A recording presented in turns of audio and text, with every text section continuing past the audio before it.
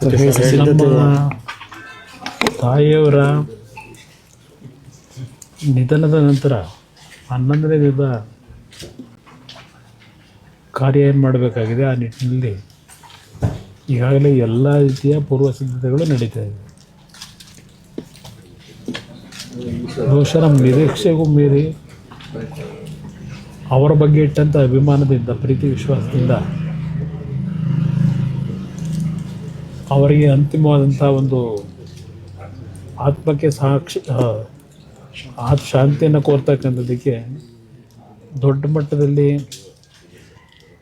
ಅವರ ಅಭಿಮಾನಿಗಳು ಬರ್ತಾರೆ ಅಂತಕ್ಕಂಥ ಒಂದು ಮಾಹಿತಿಗಳೇನಿದೆ. ಆ ಹಿನ್ನೆಲೆಯಲ್ಲಿ ಬಂದಂಥ ಪ್ರತಿಯೊಬ್ಬ ಅವರ ಆತ್ಮಕ್ಕೆ ಶಾಂತಿಯನ್ನು ಕೋರ್ತಕ್ಕಂಥ ಕುಟುಂಬವರ್ಗಗಳು ಆ ಕಾರ್ಯಕ್ರಮದಲ್ಲಿ ಭಾಗವಹಿಸಿ ಎಲ್ಲ ರೀತಿಯ ಒಂದು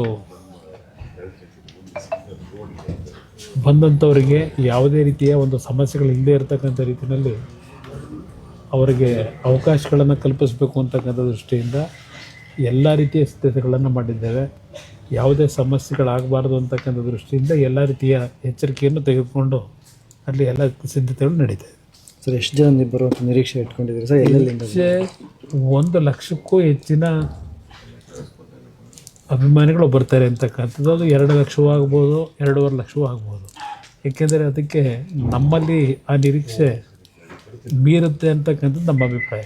ಆದರೆ ಆ ಒಂದು ನಿರೀಕ್ಷೆ ಎಲ್ಲ ಕಡೆಯಿಂದ ಏನಿದೆ, ಪ್ರತಿಯೊಂದು ಕಡೆಯಿಂದ ಇವತ್ತು ಏನು ಅವರಿಗೆ ಆಹ್ವಾನ ಪತ್ರಿಕೆಗಳು ಹೋಗಿದೆ, ಆ ಒಂದು ಉತ್ತರ ಕ್ರಿಯಾದಿ ಕಾರ್ಯಕ್ರಮಕ್ಕೆ ದೊಡ್ಡ ಮಟ್ಟದಲ್ಲಿ ನಾವು ಜನತೆಯ ನಿರೀಕ್ಷೆ ಇಟ್ಟುಕೊಂಡೆ ಇವತ್ತು ಆ ಸ್ಥಳದಲ್ಲಿ ಎಲ್ಲ ಸಿದ್ಧತೆಗಳು ಮಾಡ್ತಾರೆ.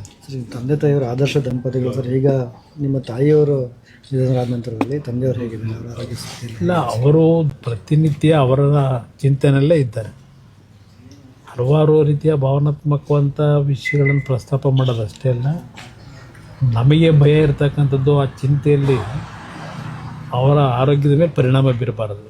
ಆ ದೃಷ್ಟಿಯಿಂದ ನಾವು ಅವರಿಗೆ ಎಲ್ಲ ರೀತಿಯ ಒಂದು ಸ್ಥೈರ್ಯ ತುಂಬತಕ್ಕಂಥ ನಿಟ್ಟಿನಲ್ಲಿ ಅವ್ರ ಜೊತೆಯಲ್ಲಿ ಯಾರಾದರೂ ಒಬ್ಬರು ನಾವು ಇದ್ದೇ ಇದ್ದೇವೆ ಮನೆಯಲ್ಲಿ.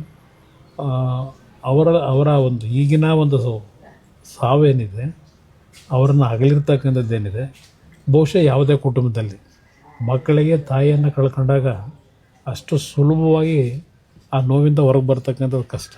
ಅದರ ಜೊತೆಗೆ ಅವರು 72 ವರ್ಷಗಳ ಸುದೀರ್ಘವಾದಂಥ ಒಂದು ದಾಂಪತ್ಯ ಜೀವನ ನಡೆಸಿದ್ದಾರೆ. ಅವರಲ್ಲಿ ಇವತ್ತು ಅವರನ್ನು ಅಗಲಿ ಹೋಗಿರ್ತಕ್ಕಂಥದ್ದೇನಿದೆ, ಬಹುಶಃ ಅದರಿಂದ ಅವರು ಹೊರಗೆ ಬರ್ತಕ್ಕಂಥದ್ದು ತುಂಬ ಸಮಯ ಬೇಕಾಗ್ತದೆ.